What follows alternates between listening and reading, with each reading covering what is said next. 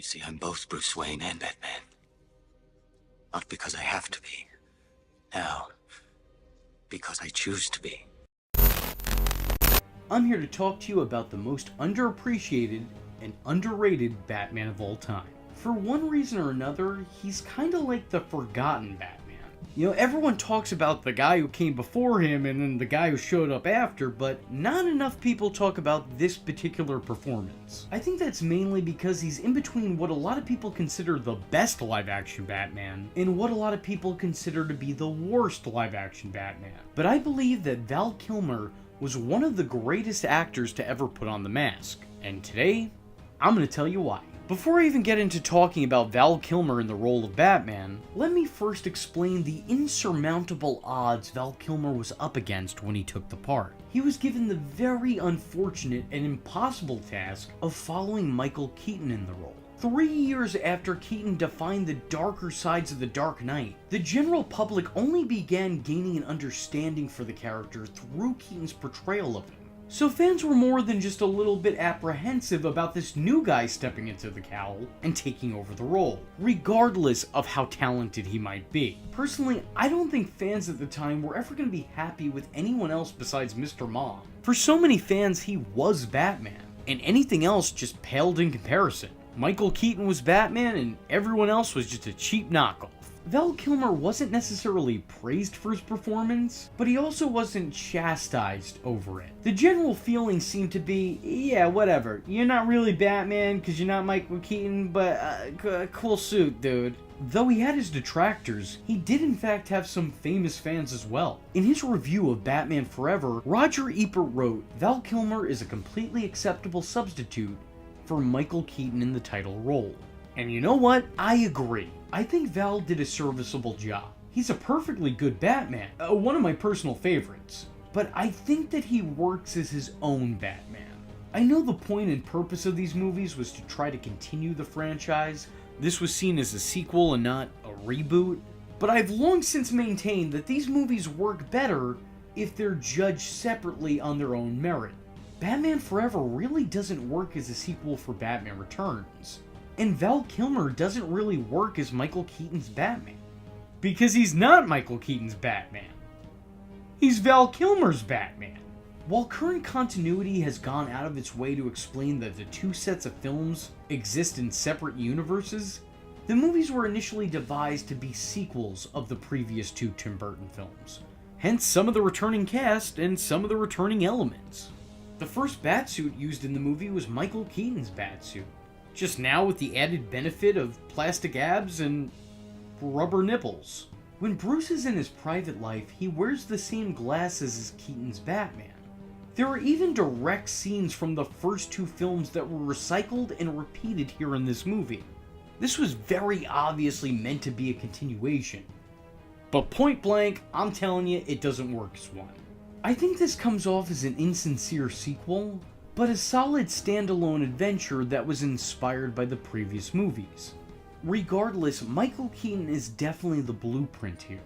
But Val Kilmer is building on that and doing his own thing with the foundation. If the base of your argument is that Val Kilmer isn't Michael Keaton, then I'm inclined to agree with you because he's not. They're two different people. But that doesn't mean he wasn't good as Batman. Unlike his predecessor and his successor, it seems like Val does try to create a distinction between Batman and Bruce Wayne. I mean, it's not as grand or as night and day as Christian Bale's dual identities, but it's there. Like a much more famous Batman, this one also speaks with a rasp. Although it's significantly toned down and much more minor than, the parody that came out in 2008. There's some distinction between masked and unmasked. Fully interactive holographs. Only a high-frequency carrier wave beamed directly into the brain could create such images. Agreed. A trauma powerful enough to create an alternate personality leaves the victim. In a world where normal rules of right and wrong no longer apply. Exactly. Where will you go? The circus must be halfway to Metropolis by now. If Bruce Wayne could have given his life for your family, he would have. What the hell did you think you were doing? I understand. And it's done with purpose, as the dual identity of this character is actually a very important plot point for this particular story. It's kind of used to create a little bit of a comparison. Both Batman and Bruce Wayne and Harvey Dent and Two-Face are one person divided. But what differentiates these two characters outside of which side of the moral compass they fall on is that Harvey is compelled to be two different people, while Bruce Wayne chooses to be. A fact that Edward Nygma can't fully get his head around, and thus can't find a way to beat him. His parents' murder also plays a part in the movie as well. And while that is an important plot point that feels like it's overdone and tiresome with how many times audiences have come to see it at this point, at least here it's used for something other than just reminding the audience why Bruce Wayne is Batman. It's used to create another comparison between Bruce and Robin. They come from completely different backgrounds and lifestyles, but they share the same trauma.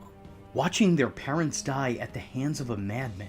The death of Dick Grayson's parents also kind of forces Bruce to relive his greatest trauma in a way. Watching another family die at the hands of a villain. It causes him to have flashbacks and remember repressed memories of the worst event of his life. Side note here, Bruce, I just want to get this clear. You remembered your parents being murdered perfectly. Like, you remember the pearls flying, the bloodshed, their corpses on the ground. You remember all of that from the first movie, but you repressed going to their funeral? That was the traumatic experience for you? Okay. I kid. Bruce Wayne is really the glue that binds Batman Forever together. All of the characters are related to him in some form or fashion. Those parallels in his life inform him of those he shares a screen with. On some level, Batman can relate to everybody in this movie. This movie is sadly often lumped in with Batman and Robin. A lot of people seem to think that the two are one and the same, split right down the middle. But Batman Forever was not style without substance. The parts of the movie that stuck with me in my adult years were the parts that explored the character's psyche.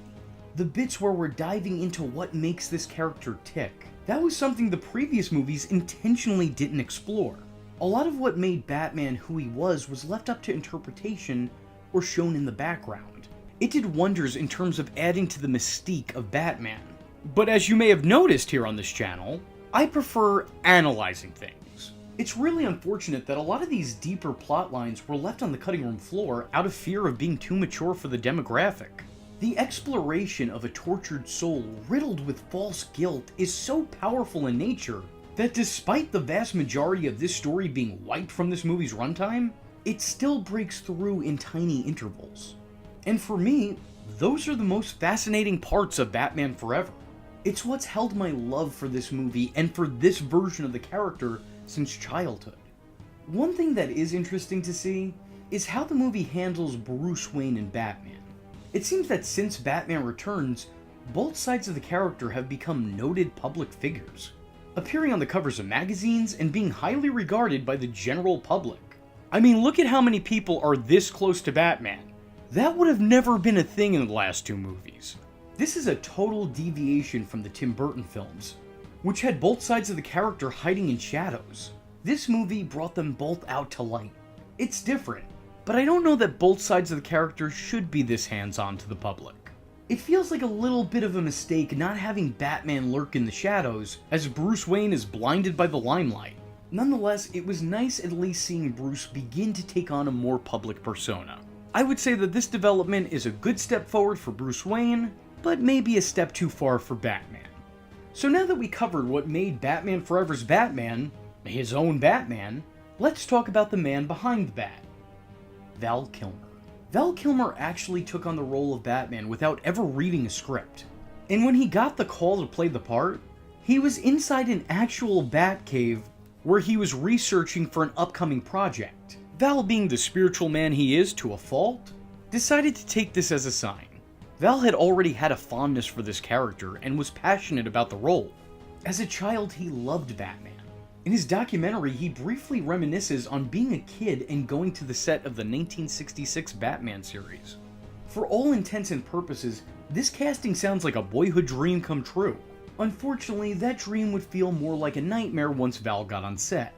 The complexity of the suit actually stifled his movement. He wound up needing assistance to do simple tasks like sitting down and standing back up. His mask also presented a lot of difficulties. making it harder for Kilmer to both hear and breathe. And because of all that, it seems like this took a toll on his overall performance, at least in his own eyes.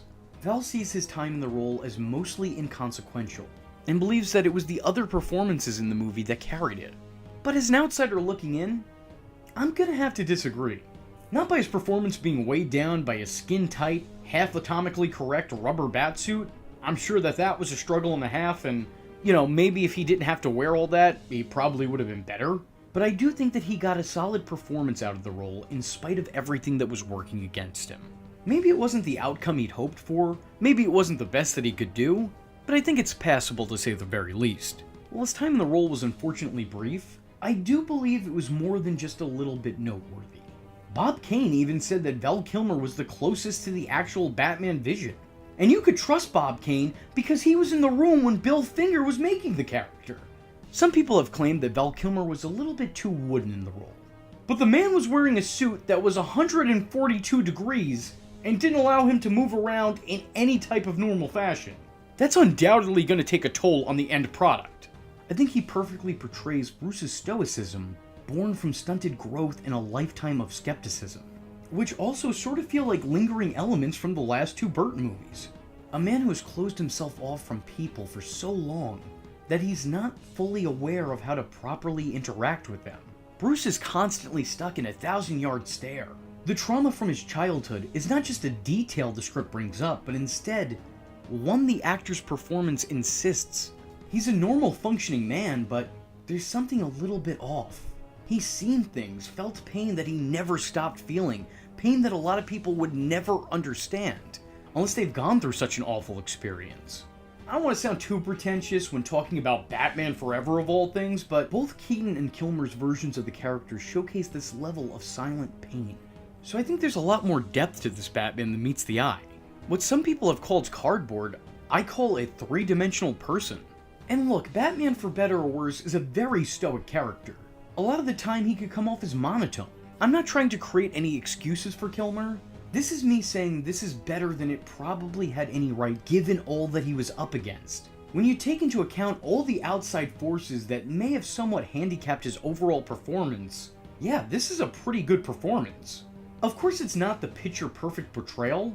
I never need to see, nor did I ever want to see Batman give a big goofy smile after he's just been kissed. It's a little bit too dumb for my liking. Or having the movie start off with Batman giving this quip. Can I persuade you to take a sandwich with you, sir? I'll get drive-through. I could totally see somebody from the studio chiming in going, look guys, we gotta put this in here. These McDonald's glasses aren't gonna sell themselves. And at times, some of Batman's wording does feel off. I can't ever in any context see Batman saying the word chicks. It's the car, right? Chicks love the car. It doesn't suit him. Robin, sure. I want a car.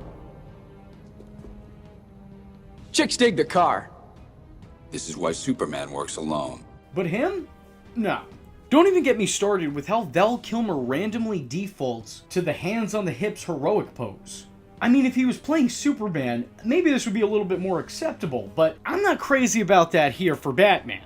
The hero pose doesn't really work for the hero who wouldn't pose. Upon re-examining the film for the millionth time, this time with the sole intention of focusing on every little action and micro-action under a magnifying glass, ultimately I think Val Kilmer is a pretty good Bruce Wayne and a pretty okay Batman. I still believe that he's undoubtedly the most underrated Batman.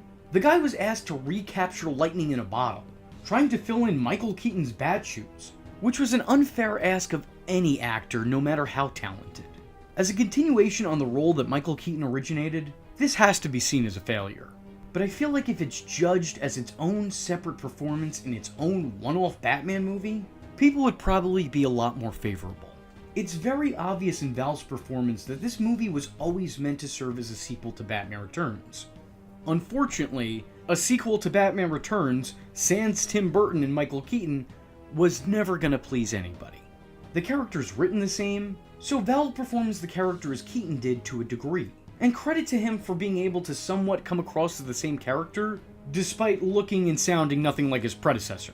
But even more credit to him that he was able to look like an evolution of that character, allowing Val to kind of put his own spin on Bruce Wayne.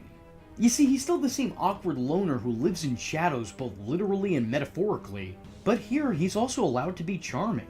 He still doesn't always pick up on or intentionally ignore social cues, but he's not made to look good in those moments that he does that here. If anything, they're highlights as flaws of his character. Val Kilmer's Batman, more than anything else, is a man. A man with faults and flaws, and I think the same could be said for his overall performance. There's definitely some bad here, but there's also plenty of good. And I personally feel like there's a lot more to love than there is to hate. More than anything else, I feel like Val Kilmer desperately tried to flesh out the character and humanize him. And to some degree, he was successful. For his short spell in the suit, Val Kilmer will always be one of my all-time favorite Batmen. I need a name. Batboy, Nightwing. I don't know, what do you think? What's a good sidekick name? I'm going to talk to you about everyone's favorite sidekick and the most underappreciated actor who ever portrayed him. Today, we're covering Chris O'Donnell's time as the Boy Wonder Robin. Robin may just be one of the most overlooked and underappreciated elements of the first 4 Batman films. While he's brought up in conversations, I find more often than not it skews more toward bad than good, but I personally don't think it's all that justified. There are a lot of problems with this particular performance, but there's also plenty of praise to raise down on it as well. When discussing Chris's time in the role, I find it's best to break it down into 2 parts, and those 2 parts being the 2 movies that he starred in as the character. It's the same role, the same actor in the role, and even the same director guiding that role? I don't know, I had to finish it. But there's a fine line between the Robin we got in Batman Forever and the Robin we get in Batman and Robin. In the first Schumacher Batman film, there was a lot more nuance to this performance. We're introduced to a young man who's just faced the same trauma that Bruce Wayne has, made to experience the very same pain that turned Bruce into Batman. Bruce selflessly steps in to provide for the young man, and silently guides him down a better path that he himself walks. But ultimately, the kid involves himself in Bruce's world, and goes completely against his wishes and aids him in his fight to stop crime. Try as Bruce may, he just can't seem to talk sense into this headstrong hero in training. In terms of being an accurate depiction of fiction's most famous sidekick, there are a couple things that separate this on-screen iteration from the character from the cartoon and comic panels. The most obvious of which being age. Chris O'Donnell was playing a character nicknamed the Boy Wonder at 25. Though the character in this continuity was supposed to be around 16 or 17 years old, it was still very obvious that he was being played by a man. A young man, mind you, but a man nonetheless. The aging up has its up and downs. This creative decision comes with a lot of benefits, but also with some blemishes as well. This was always a factor that I wasn't too sure of how it would look on the big screen. I think there's a level and several layers of reality removed when you're watching a cartoon kid get beat up in a fight, rather than watching an actual child in a costume be beaten by grown men.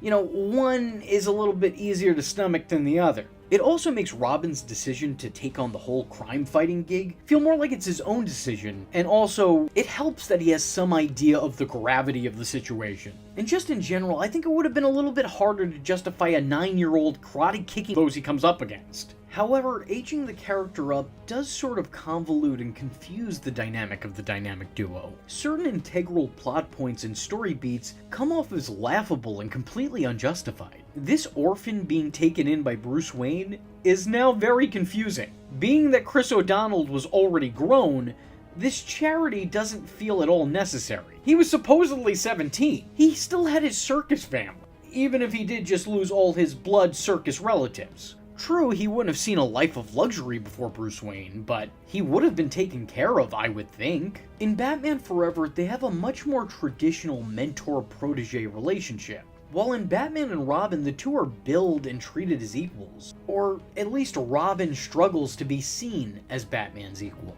Creative couldn't decide if Robin was supposed to be Batman's pseudo-son, or his potential younger brother. In the first movie, Batman takes Robin under his Batwing, but in the second movie, the two are at constant odds, with Robin wanting to be seen as being on Batman's level. Robin reads more like an annoying little brother desperately seeking his older sibling's validation. Despite the age difference, I think in a lot of ways, Chris O'Donnell really personified Robin. Just maybe not the Robin that he was playing. While he may share a name and an origin story with the original Robin, Dick Grayson, personality-wise, he comes off much more like a Jason Todd. In the comics, the first Boy Wonder is a total Boy Scout. He and Bruce had their differences over time, but in his youth, he was just a good soldier, blindly following orders with very little resistance. He did what he was told and asked no questions. Of course, this is really just an oversimplification of the character, but he is remembered as the perfect sidekick. His successor, however, was kinda written to be the exact opposite. Jason Todd was an impulsive, and at times, selfish, immature brat. He had an attitude, and was just as likely to do his own thing as he was to follow orders. A character much more in line with the character that Chris O'Donnell played. It almost felt as if Schumacher's approach to the character was to make him a PG Jason Todd just with Dick Grayson's backstory. And if that was the intent, I would say he succeeded. Chris O'Donnell personified rebellious youth. He was a young man with an attitude problem and a chip on his shoulder. He had a retort and response for everything, even when he wasn't being asked a question. He's an adrenaline junkie that lives for the moment and treats every moment as if it were his last. He has a lust for life that your traditional do-gooder just doesn't. There's a clear, reckless nature to him that I think really helps emphasize and spotlight the character's youth and immaturity. The kid had a constant need for speed, shown to have a fondness for fast cars, fast bikes, and fast women. Not that there's anything wrong with that. Just saying, the guy was a total thrill seeker. And again, all of this much better describes the second Robin than it does the first. I'm not entirely sure that this was the intent, because I think the changes made to Robin were probably made to better reflect the times. You know, this was the Bart Simpson generation. We romanticized the rebel, and this Robin was symbolic of that.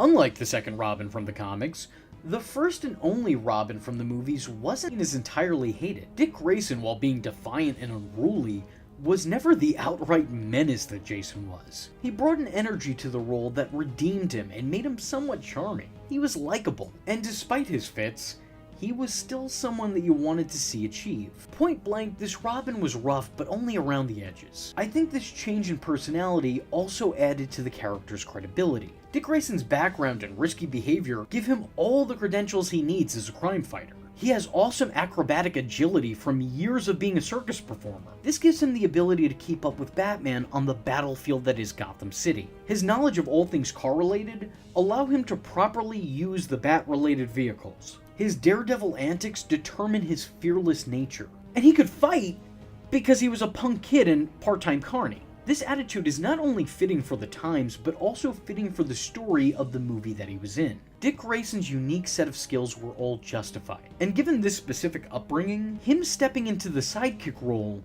seemed legitimate. While he and Bruce may seem like kindred spirits, brothers through bond, that's not entirely true. They can be contrasted just about as much as they could be compared. They both have a thirst for justice, but their sense of justice isn't entirely the same. Their method of going about achieving it is also different. As a matter of fact, initially this Robin's sense of justice ranges a lot closer to revenge. Desperately seeking to avenge his parents and kill their killer, he initially takes crime fighting at face value, wanting to engage with it to literally fight crime, to harm criminals, using it as a vessel to relieve himself of the pain of losing a parent. He doesn't involve himself outside of a need for justice, but instead out of a desire for revenge. Yet, this doesn't ruin the character. Yes, that's not the proper depiction of the Gold Star Boy Wonder, but man, is that on brand for a young man fueled by feeling instead of fact. Hopped up on emotions and casting logic aside, blinded by rage that's born from pain. Even if his intentions are good, he is still far too driven by anger. This turn of events I've always felt made Robin feel real. That's a very real reaction to such hurt and heartbreak, especially when it's happening to someone who's still developing. It isn't overly emphasized. As a matter of fact, I think a lot of this arc is downplayed because it probably was deemed a little bit too dark for what they were trying to sell. McDonald's cups. But it's still present in the product, and more importantly, in the performance. However, what's evident is that despite his shotgun approach to cape work, throwing fists before answering questions, this Robin still had the heart of a hero. In any given instant, even before he's been gifted a costume, this Robin never showed an ounce of hesitation when it came to the safety of others, for the sole fact it was the right thing to do. He was selfless to a fault. Even at his worst, this Robin is still heroic. He's still willing to sacrifice his safety, and maybe even his life, so long as it meant that he could save another. Regardless of his standoffish nature, he always meant well, instinctively standing up for the helpless even when he doesn't necessarily have the means of doing so. This Robin leaps into action regardless of consequence. I think Alfred said it best. But your father was right. You are a hero. What's really clear when you're watching this character is that it's not meant to be a final product. Being as Batman Forever serves as Robin's origin story, this is only just the beginning. The movie really shows the importance of Bruce in Dick Grayson's life. He didn't just put a roof over his head, he gave him a proper path to follow, even if he did so begrudgingly. And Alfred, of course, also paved the way for this dynamic to play out. I took the liberty, sir. Without Bruce's influence, Grayson would have tried to take Two-Face's life without a second thought. I love the dynamic of this duo in the first movie. There's some really powerful moments between the two, and their whole narrative is one of the strongest elements of the whole film. In Robin, Batman sees himself, helpless, unexpectedly orphaned, alone. Batman sought out what he believed was justice, ending the life of the man who took the lives of his parents, only to forever be haunted by the event and the realization that he had become what he'd sworn to stop. He regrets his decision, and is actively trying to stop Robin from suffering that same fate. Batman tries to guide Robin, but Robin rejects his morals, opting to live by his own judgments. Eventually, the Dark Knight relents, and accepts that the Boy Wonder has to live by his own code. But when confronted with the opportunity to take Two-Face's life, he doesn't. At his own volition, he does things by the book. I really appreciate that, because for me as a fan of the character, this always felt like a defining moment for the hero. This was a giant leap in the right direction. He was inching closer to being the Robin that we all know and love. There's a pretty strong and underspoken moment in the finale of Batman Forever, where Batman tosses false coins into the air, intentionally tricking Two-Face into falling to his death. This is Batman rewarding Robin for his decision by giving him exactly what he wanted, while still sparing him the burden of having murder on his conscience. Being that this is a burden that Batman already carries, he sort of sacrifices his soul to save his friends. Silently, that speaks volumes about the character's moralities, mentalities, and more importantly, their friendship. For what it's worth, I've always thought that with the tone of the movie and the time period that this was made in, Chris made for a pretty damn good Robin. He was believable in the role that he was given, and I think he brought a little bit of credibility to the character during a time when Hollywood was still unsure of him. I actually really appreciate this Robin. Not just Chris O'Donnell's time in the role, but even the window dressing of the character. Small details like having the original outfit and iconic design used as a circus look. Having that be the Flying Grayson's costume. It's not only accurate to the source, but it's also a nice nod to the fandom. Being done at a time where fan service really wasn't a thought. There's a lot to love with this Robin, but the issue with this praise only extends as far as the closing credits of Batman Forever. Because Batman and Robin, well, Batman and Robin was an entirely different experience. Start this party with a bang!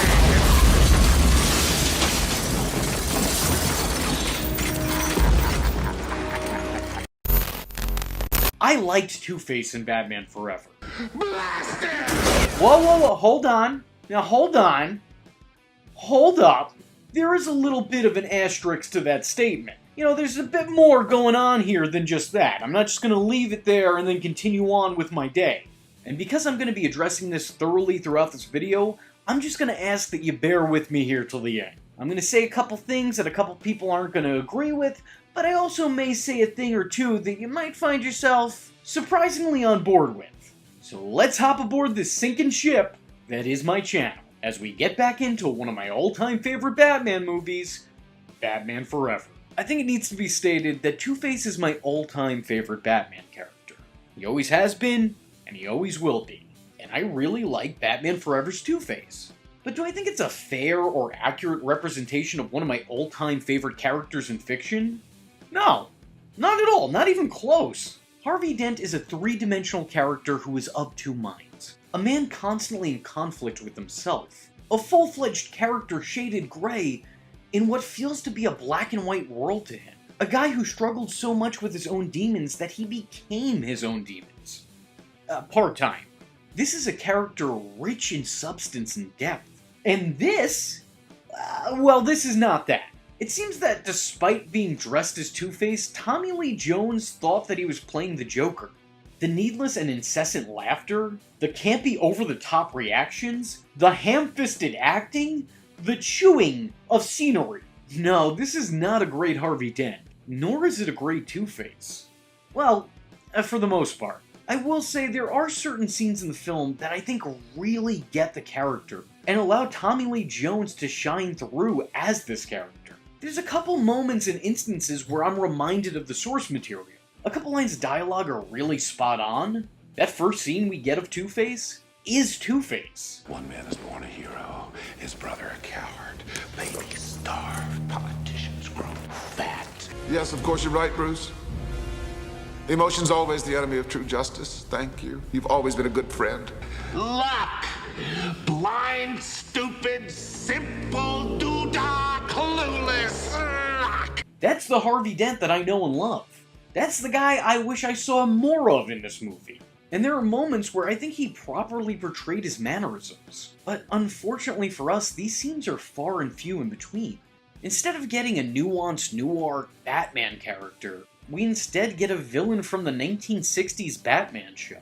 Like, seriously, this performance is what I imagine that character would be had he actually showed up in that series. I desperately wish we got to see more of this side of the performance. The calm, collected, casual, but confident villain who's ready to decide your fate at the flip of a coin. That's the Two-Face that I wanted to see. Granted, while there were missteps, they did do some things right with the character. For example, the use of the word we in place of I and me is accurate. I like that he refers to himself as two in the place of one. There are a couple slip-ups here and there where it seems like Two-Face for some reason forgot his pronouns, but props to him for remembering for the most part. Then there's the fact that he flips his coin to make all his decisions for him, no matter how passionately he feels about the scenario at hand. Well, once again, sans this one scene. I really like that when one specific side of him is speaking, his body would lean in with that half, almost to showcase which Harvey is talking, also leaving his other half temporarily useless. But once again, that's not something that's done continually. That's more like if they remembered it in the moment type thing. And I think that's the big problem with this rendition of the character. For everything good I can say about him, there's always that little asterisk there. They never got something 100% right about him. The things that they did get right were more like maybe 70 to 80% of the time if you're lucky. Even in certain parts of the character that they do well on, it never stays consistent. He even had slightly different voice patterns for the two sides of the character. So this wasn't a completely out-of-pocket premise for this character. Sadly, the things that they got right kind of put more of an emphasis on the things that they got wrong. Ultimately, I have very similar feelings about Tommy Lee Jones as Two-Face as I do about Jack Nicholson as the Joker in the first Batman film in this lineup. It's the right actor for the right character, but the wrong choices were made.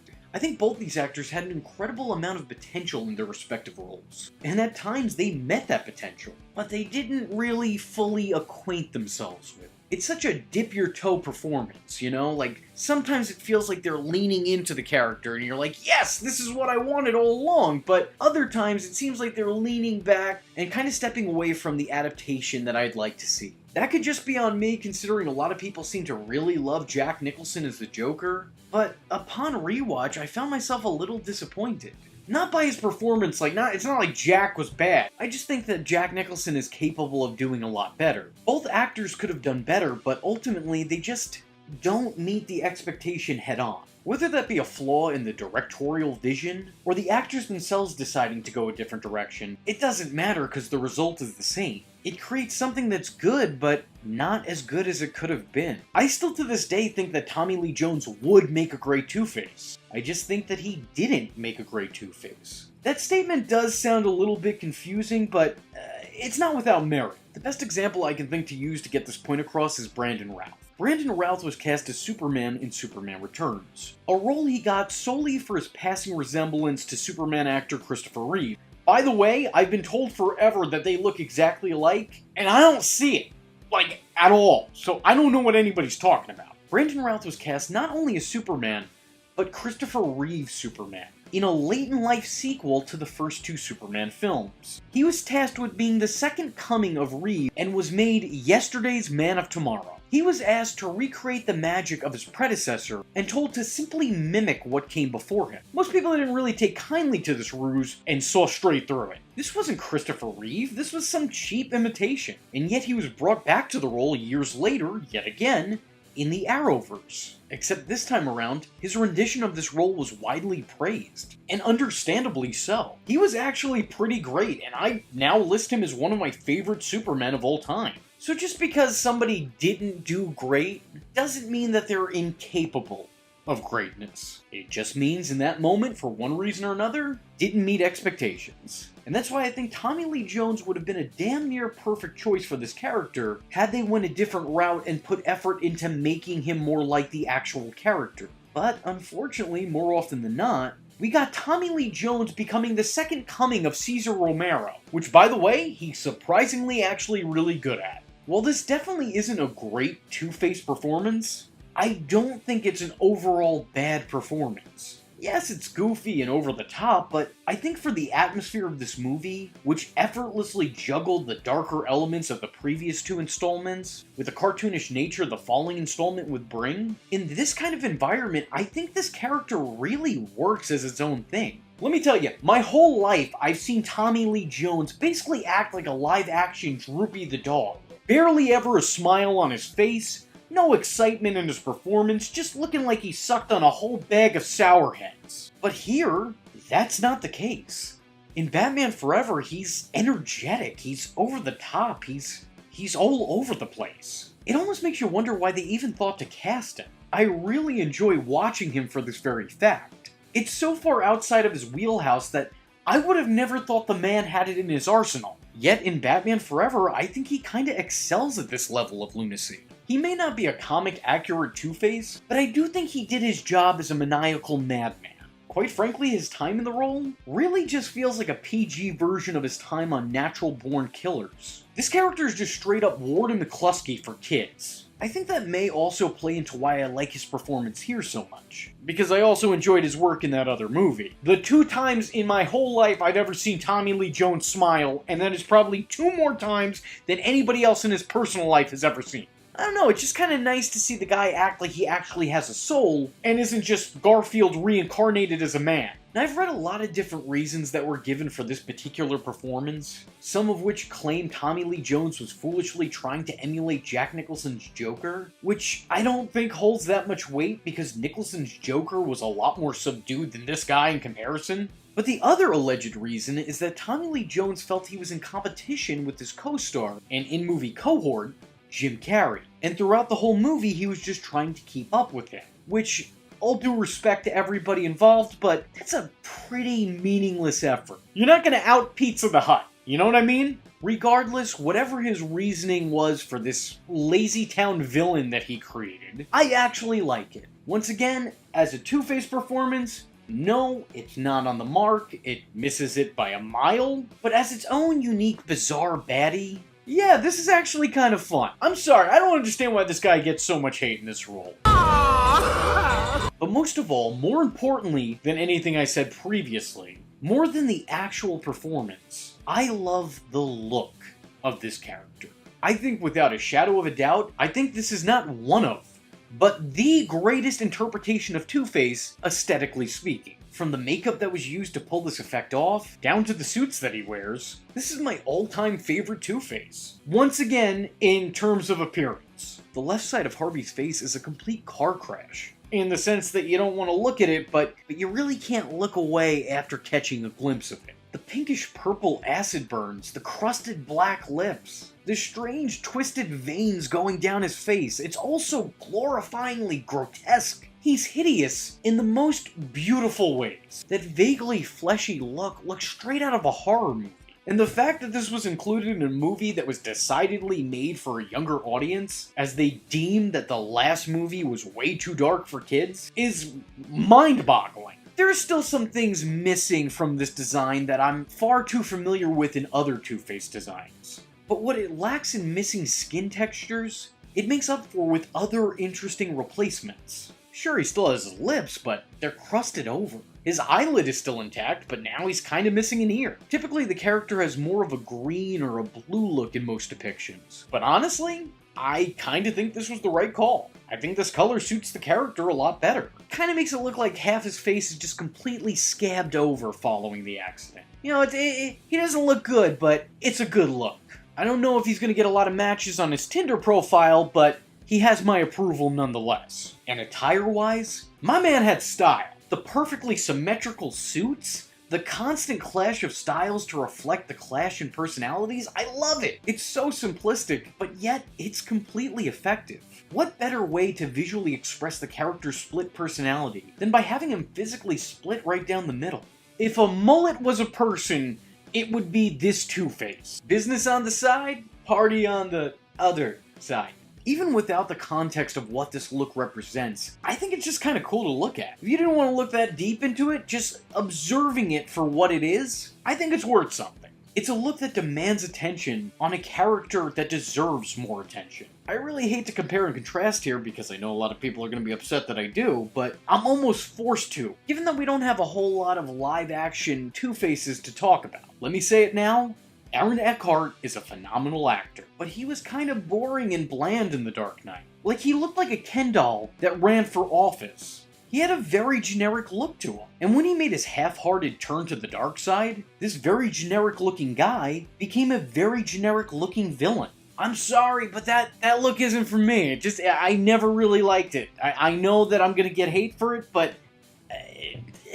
This, though, for better or worse, is something much more memorable. I don't know about you, but I certainly wouldn't forget a guy with half of a pink zebra print suit who also has half his face looking like Ivan Ooze. That basic suited skeleton man? I don't know, not really doing it for me. When I say I'm a fan of this version of the character, I mean it. I've gone so far out of my way to try and collect every piece of Batman Forever Two-Face memorabilia that I could possibly get my hands on. Ultimately, this isn't my favorite Two-Face, but it is my favorite look for Two-Face. And while it isn't the greatest Two-Face performance, it is a fun, if not somewhat goofy one nonetheless. It isn't ideal, but I think it gets far too much hate than it actually deserves. So here's to giving it a little bit of praise. Who the hell are you? Just a friend. But you can call me The Riddler. And in 1996, Jim Carrey starred in a movie called Cable Guy. A pretty funny drama comedy that didn't do so well at the box office, at least not by Jim Carrey standards. It wasn't a total flop, but it definitely wasn't the success that the studio had hoped for. A lot of the people at the time claimed that the reason the movie didn't make Jim Carrey money was because the public wasn't ready for Jim Carrey to be a bad guy. So if we're working with that logic, I think it's more than fair to say that the public obviously wasn't ready the year before either when Batman Forever came out, where Jim Carrey wasn't just a bad guy, but a full-fledged villain. This role is often lost on Jim Carrey's extensive resume. And yeah, sure, the guy's played a whole lot more iconic roles on the big screen. I mean, we're talking about the brilliant mind behind The Mask, Ace Ventura, The Grinch, Dr. Robotnik, Lloyd Christmas, Count Olaf, Mr. Popper? You get the point. But I don't think he's ever really gotten the credit he deserves for this particular character. Instead of being met with praise, he was sort of met with a little bit of backlash.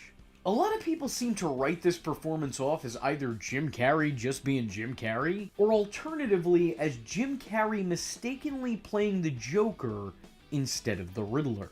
And I can understand how someone can make that mistake, but I'm telling you, it's just that. A mistake. I find this interpretation of the character to be much more in line with a much more famous version of that character. A version of the Riddler who wasn't too dissimilar to the Joker, and who was also played by a real-life funny man not too dissimilar from Jim Carrey. Jim Carrey comes off as the second coming of Frank Gorshin's Riddler. feeling like a much more modernized take on the 1966 Batman TV show villain. The fact that some of the characters' outfits are modeled after Gorshin's on the show, and that there are some blatant references to that iconic version of the character as Easter eggs throughout, really make me think that this was Joel Schumacher's vision for the villain. Both variants of the character are chaotic and comedic, sharing a very similar sixth sense of humor. They're very slapsticky in all that they do. Despite being destructive degenerates with dangerously high IQs, both question mark men come off as complete goofs. Campy doesn't even begin to describe either of them. And I think if you go into this movie with that version of the character in mind, you'll have a much better idea for what this movie was going for. And to a certain degree, succeeded in. Now look, I'm not going to say that this was the perfect portrayal of the Riddler, because it's not. I don't feel that way. I do, however, think that it's the perfect recreation of this Riddler. It feels like that character with a late 90s spin put on it. And it's not a complete impersonation. I think Carrey does just enough for his Riddler to feel slightly distinct. While he is just as over the top as Gorshin, he isn't nearly as giddy and giggly. He's not always cracking up over his own nefarious schemes, he's far too busy trying to get the audience to crack up over his nefarious schemes. So given what I think he was going for, Carrey really fills his predecessor's shoes. Now personally, I prefer the cunning, conniving, insane intellectual iteration who thwarts his own plans by his need to leave his signature at the scene of the crime. The genius who is the catalyst for his own downfall because he legitimately can't help but leave behind a bread trail leading back to him. The more serious variant of this character is far superior in my eyes. That is my definitive Riddler. But despite that, I believe that there's a place for this version of the character as well. It's not like there isn't a precedent for it. A lot of the Riddlers brought to the big and small screens are laughable lunatics, which is why the comparison to the Joker for this specific Riddler has always confused me. A lot of the criticism the character gets feels unjust. I mean, yeah, he's loud, he's over the top, he's obnoxious, but he's also kind of right at home in this movie. Carrey brings the energy of a Saturday morning cartoon villain to real life, and despite that, never once makes you doubt him as he chews his way through the scenery. Yes, he does seem more like a character you'd find in Lazy Town, but regardless, I think that it's attention-grabbing and it leaves an impression, which is kind of the Riddler's whole mission statement. I mean, sure, the guy acts like a ham and cheese sandwich, but the Riddler has always been one of Batman's more quirky villains. And his performance isn't limited to the way he says a line or delivers a quip. Being that this is in fact a Jim Carrey performance, there's of course a lot of physical comedy. Jim brings a really unique strangeness to this villain, and it sort of makes him feel otherworldly. The way he walks, the way he moves around, it's all beyond bizarre. Like his walking pattern I can only describe as a peacock having a seizure while running a marathon. Like I don't know what any of this is, but I like it and it works. At this point in the story, Edward Nygma is embracing his own absurdity, and as Frank Reynolds once said, getting real weird with it. He's a man playing by his own rules, and to be honest, he's just kind of making them up as he goes along.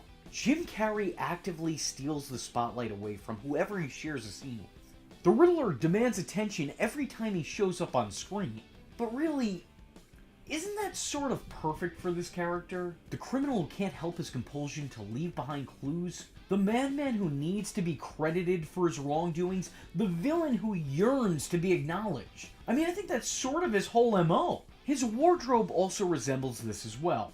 I don't know when he got the opportunity to get all these question mark suits made or who his tailor was, but these suits definitely fit the character. They're very form-fitting, both physically and also spiritually as well. These over-the-top costumes are exactly what I'd expect to see out of a villain who is this extra. And apparently Jim Carrey assisted in making some of these costumes, which is exactly what I'd expect to hear from an actor this extra. And these suits are exactly what I'd expect to see in a movie made by a director so extra. These attires, while definitely eye-catching, are more than just flashy style over substance. They're sort of an outward inner look at the character's psyche. This outlandish style definitely complements Edward's need to be seen. Clearly, he's not going to have a problem with that when he dresses like that. All eyes will be on him without question. And Edward's need to be seen makes sense for a character who goes through his life overlooked. A complete social outsider who only becomes a focal point when he's acting up. To me, it makes sense for a character like this to turn to villainy. When the only attention you get is negative attention, you have nothing to differentiate the two. At some point, it just all becomes attention. We're shown very little of Edward's social life, and that's probably because there's very little to show. Outside of work, he doesn't have any interactions in his civilian day-to-day life. As far as we know, he has no family, no friends, not even an acquaintance. He has a couple co-workers, but that doesn't really turn out so well. Even when he eventually turns to the dark side, he doesn't really make any friends doing so. His partnership with Two-Face is brought on by both force and chance. Two-Face only tolerates the Riddler. There's no friendship to speak of between the two of them. They just work together, and it's half in protest. Despite aligning with him, Harvey never seems to warm up to him. After Riddler's defeat, he's all too happy to be over the whole over-the-top experience. Which is saying something for a guy who dresses like this. Riddler at no point is ever truly accepted by anybody. So later, when he finally feels beloved by the public, he takes his time to ham it up and bask in the moment. He even butts heads with his literal partner in crime over his time in the spotlight. But before Edward even finds that success, he's a lone reject. Alone with nothing but his own obsessions. His infatuation for Bruce Wayne drives him. Edward has absolutely nothing in life going for him. So instead of living his mundane life, he fantasizes about how great someone else's is, becoming an NPC in his own story while assigning the role of main character to Bruce. And when the center of his world shuts him down, the world around him ceases to exist, it crumbles. In his own mind's eye, he now has to step up and take Wayne's position. He now has to be the main character. Except, he doesn't really know how to do that. So instead, he has to be Bruce Wayne being the main character. Nygma has a certain comical but legitimate feeling desperation in his interactions with Bruce Wayne. He so desperately seeks his validation that when they finally meet, he can't accept not immediately getting his approval. When Bruce rejects Nygma's idea, for Edward, it feels like a rejection of self. When he's turned down by the object of his obsession, his idol becomes his rival. Something inside him snaps and sours. His strong feelings toward Bruce Wayne remain intact, but they've now grown bitter. Shunned as a peer, Riddler strove to prove that he was better. Turned down as a friend, he instead becomes his enemy. The love that he had for this public figure has now boiled into hate. His idolization has warped into jealousy. At some point, he stopped praising Bruce for all that he had, and started wondering why he himself did not have it. Why couldn't he be Bruce Wayne? And in attempting to answer his own question, he became Bruce Wayne. Or, at least, to the best of his abilities. Instead of going on to better himself and become the best version of himself, he opts to become the worst version of Bruce Wayne, attempting to take his place in the spotlight, dressing like him, having his hair done like him. His prize invention makes him money, gives him fame. Suddenly, he's competing with the man he's attempting to be. Hell, his hero worship doesn't change upon learning the one he was worshipping is an actual hero. This doesn't dissuade him from pursuing his revenge on the Dark Knight. He allows this fascination with a man he only knows from the covers of magazines to consume his whole life and eventually his identity. His sole motivation in life is to both be Bruce Wayne and beat Bruce Wayne. And despite having a very promising start, he ultimately fails to live up to the hype. He fails on every level, because Edward could only attempt to emulate Bruce's success. He could only attempt to duplicate what he's seen in passing, only live up to the fictional version of Bruce that he created in his own mind. Edward, despite his fixation, never actually knew Bruce Wayne. And even when he learns more about him, learning his deepest, darkest secret, learning about his dual identity, he still can't comprehend it. He's the one riddle he can't solve. The one question that goes unanswered. For better or worse, this version of the character did have an effect on comic book movies following. Just think about it. How many times have you been watching a superhero movie where you saw a nerdy outsider who probably has glasses mindlessly obsess over the main character, only to inevitably become the main villain in their entry in an already established series. I mean, that's pretty specific, but off the top of my head, I can think of at least 3 or 4 names. If I'm missing out on any, let me know in the comment section below. Jim Carrey's kind of like the godfather of this reoccurring trope, and I find each new attempt of this type of character to come off as cheap, overdone nonsense that feels more like a lazy copy and paste instead of creating a character with an original, well thought out backstory. I loathe almost every one of them, the exception being Jim Carrey, because Jim made this character feel legitimate. Carrey's performance as the Riddler is mostly left in for laughs. He's a fun, cynical, chaotic, campy bad guy. The man's the life of the party. How could you not like his performance? The way he just goes about his criminal activities with such glee, you almost want to root for him. But you know that you shouldn't. And to his credit, when he's not in costume, it's a completely different performance. As Edward Nygma, he genuinely comes across as disturbed and disgruntled. Even when he's not in a manic state, which isn't often, he still is unhinged and unsettling.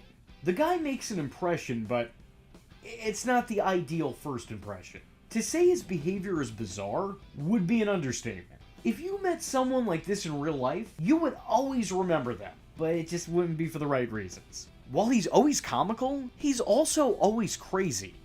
If he's nothing else, he is at the very least entertaining in this movie, and is without a doubt the highlight of the film. Even people who don't really care for this outing, people who despise Batman Forever, are willing to admit that Jim Carrey is a redeemable quality to it. You can tell that Jim was really enjoying himself in the role, and because of that, watching him is really enjoyable. The guy played a wacky part and had fun with it, and because of that, I think a whole lot of people had fun watching him. He brings an unmatched energy to the role that I don't think could ever be truly duplicated. I think if a lot of other actors tried to play this the way that he played it, they'd probably fall short. But Jim Carrey made this character work. Outside of just Jim's performance though, there are a lot of smaller, often overlooked elements of the character that definitely deserve to be examined. I really appreciate a lot of the silent lore that surrounds this character. You can watch Batman Forever 100 times and still miss out on little hints and fragments of his backstory happening in the background. For example, I'm sure a lot of you probably didn't know about the Guesser, the question-marked background inspiration for the Riddler. In Edward Nygma's apartment, in his workspace, we're shown a lot of this character. Very little actually identifying it, but you could just barely make out his name on a poster here or there. This puzzle-solving guy seemed to have a big impact on our boy Eddie here, because he's modeled his whole villain look after him. I personally enjoy things like this because it makes the movie feel a little bit more, for lack of a better word, real. I know that's laughable in this context, but generally speaking, I enjoy that type of storytelling. The one that shows and doesn't tell. The type of storytelling that asks you to observe it. Because life doesn't always come right out and give you an explanation. You know, sometimes you gotta search for those context clues. And what I love the most about this is that nothing is really lost if you don't pick up on these things. But it does feel like a little something is added when you do. I don't know, maybe that's my own weird neurodivergence thing probably, but it's something that I wanted to point out. I don't care!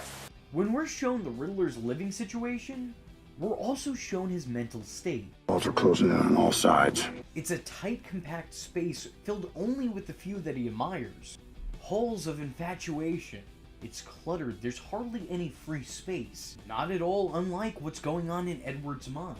His thoughts are disarranged. He's filled with confusion and questions that come without answers. Edward Nygma's mind is an enigma even to himself. His only pathway is his blind worship of others more successful than himself. Both his personal life and mental stability are complete chaos. Disorganized destruction. The best part is all of this is communicated to the audience in passing actions and glimpses in the character's day-to-day. Now, despite me giving this role so much praise, I'm not saying it's without its faults. The character is initially shown as unhinged, but the moment where he should snap, for one reason or another, he actually calms down a bit. His insanity is the highlight of his first impression, and I'm sure that was done by design. I just wish we saw more of this manic lunatic we were first introduced to. There's still lingering remnants of that madness, but it definitely feels significantly toned down and solely played for laughs afterward. It's like jumping from a Tim Burton Batman movie into a Joel Schumacher Batman movie. There's still some of that same darkness there, but, you know, now it's under a neon light. The movie's plot states that the Riddler is becoming more intelligent every time someone uses the Nygma tech box. But when do we ever see any sign of that? He's just as intelligent with the first use of the box as he is with all of Gotham signing up for it. Him becoming more intelligent also serves no real purpose to the plot either. It's just kind of something that happens. Allegedly. It's not even like this sudden brain boost helped him deduce Batman's secret identity and solve the mother of all riddles. He only figures out who Batman is because he tricks Bruce Wayne into going into his machine so that he could read his mind. And then, when reviewing his USB drive filled with other people's personal thoughts and memories, he sees a slight image of a bat and thinks, well, that settles that. Clearly Bruce Wayne's Batman. I don't know what's worse, that jump to conclusions or the fact that it's actually founded. Anyway, I guess my point was, if you're introducing an increasing IQ, why not utilize that? Why not incorporate that? And if you're not incorporating that, why have it? The fact that they made the Riddler, who is at this rate the smartest man in the entire city, so incompetent, kind of takes away any potential threat of danger. The fact that Batman manages to defeat him with absolute ease and outsmart who is supposed to be the smartest man in the world just kind of solidifies that. So yeah, while this deserves a lot of praise, it's also not immune to criticism. Ultimately, was Jim Carrey the greatest Riddler? I don't think so. But he was, however, a pretty damn good one. And one who deserves a lot more positive recognition than he got. That's just what I said. And with that being said, if you like this video and would like to see a follow-up on Batman Forever's Robin, let me know in the comment section below by leaving a comment saying, I hate riddles and other such nonsense. I am vengeance. I am the night, and that was V Infuso.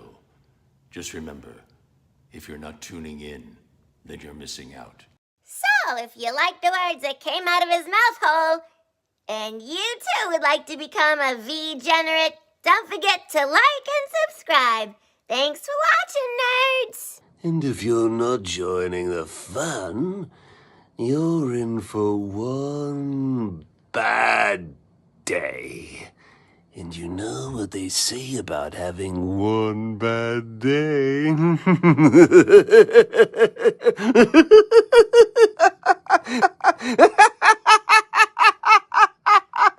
Catch him next time. Same bat time. Same bat channel.